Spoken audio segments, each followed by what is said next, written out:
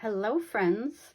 Our book today is called Deep in the Jungle, and it's by Dan Yaccarino. Deep in the Jungle.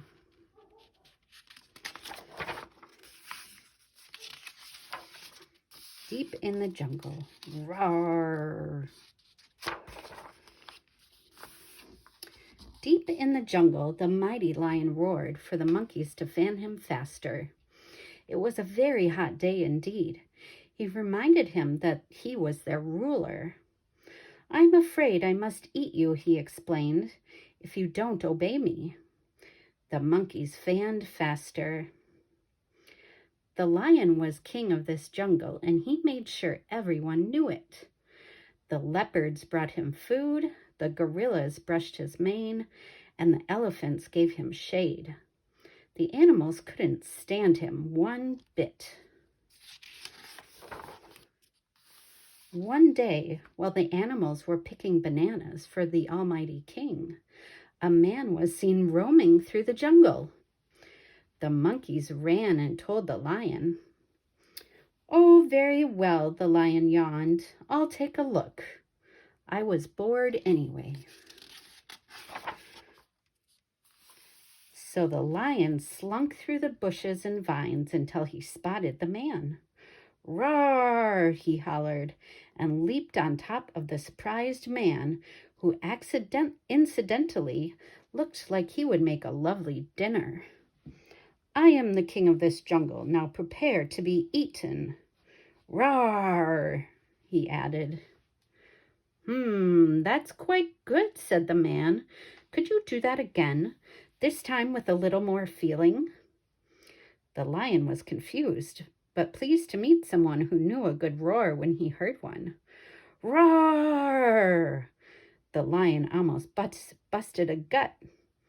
"Beautiful," said the man. "You're wasting your time here, lion. Come with me and I'll make you a big star." The lion, who never thought he was much appreciated anyway, agreed. The animals were more than happy to be rid of him. The lion and his new friend walked through the jungle to a small railroad station, where the man bought a ticket for himself and a baggage claim for the lion.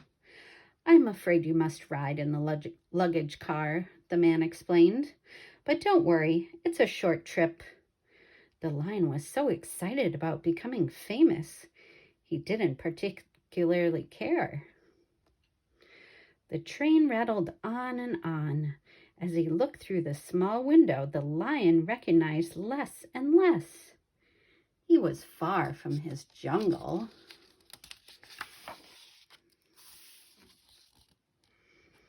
At last, the train pulled into a station. "I'm afraid I must put this leash on you, lion. It's the law, said the man, meeting the lion at the door. So the king of the jungle lowered his head. The man put the leash around his neck, and off they went. It was very exciting for the lion to be inside a colorful circus tent. The man and the lion walked up to a cage with thick iron bars. "And now I'm afraid I must put you in here," the man said. "It'll be a good career move for you. Trust me." So the king of the jungle lowered his head once more, walked into the cage, and the gate slammed shut. He thought, "I wonder if this is how all the big stars start out." Soon the lion fell asleep. He had wonderful dreams of roaring his amazing roar before capacity crowds. The people cheered wildly, threw roses, and demanded an encore. Crack! The sound of a whip woke him up from his blissful slumber. It was the man, all in costume. "Wake up, old boy," he demanded. "It's showtime." "What's the meaning of the whip?" asked the lion. "Certainly there's no need for that." "I'm afraid I must use this whip," the man explained, "but don't think twice about it. Showbiz, He cracked it a few more times just for effect, of course, and led the lion out to the center ring. It was so loud, crowded, and confusing that the lion became nervous. He was about to let out a mighty crowd-pleasing roar when, crack, crack, the man snapped the whip, a little too close to the lion's nose. The lion backed up as the man waved a chair at him. Crack, crack.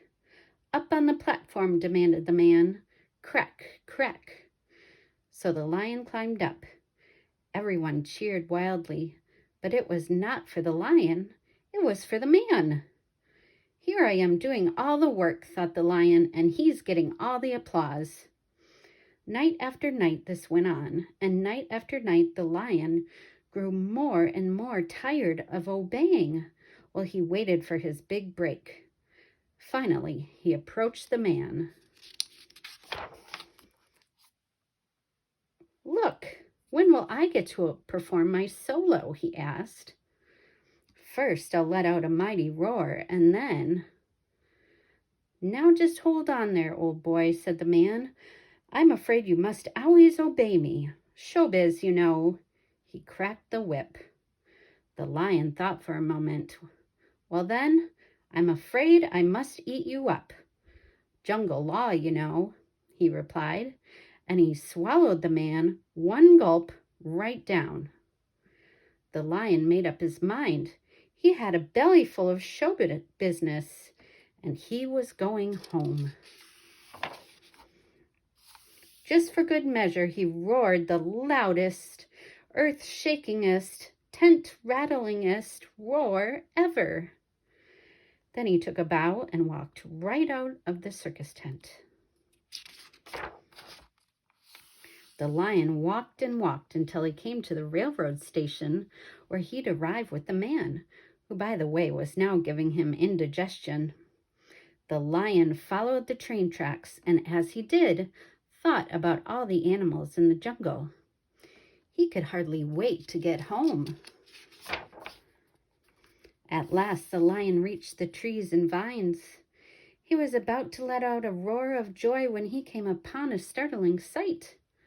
Before him stood a man locking all the animals into cages with thick iron bars. Oh, look who's here, said the giraffe miserably. It's that lousy lion. So sorry we can't tend to your every whim at the moment, O mighty king, said the gorilla. The lion was hurt by the animal's harsh words. He wanted to leave, but suddenly he knew what he had to do. The lion turned to the man. Sir, this is a sorry collection of animals you have, to be sure, he said. What you need is a mighty lion, king of the jungle. Oh boy, said an elephant, there he goes again. Can you perform any tricks? Asked the man. Can I perform any tricks? My dear fellow, my specialty is the famous man's head in the lion's mouth trick, he proudly replied. Thrilled, the man asked the lion to show him. I'd be delighted, said the lion. So the man stuck his head right in the lion's mouth, and well, you can figure out the rest. Then the lion set all the animals free. I'm afraid I owe you an apology, he said to every one of them. Silly pride and all. And from that day on, the lion never roared at anyone ever again. Except, of course, when he was giving a concert. The animals cheered wildly, threw roses, and demanded encores. The lion was only too happy to oblige. Showbiz, you know. And that's the end. Our book was called Deep in the Jungle by Dan Yaccarino.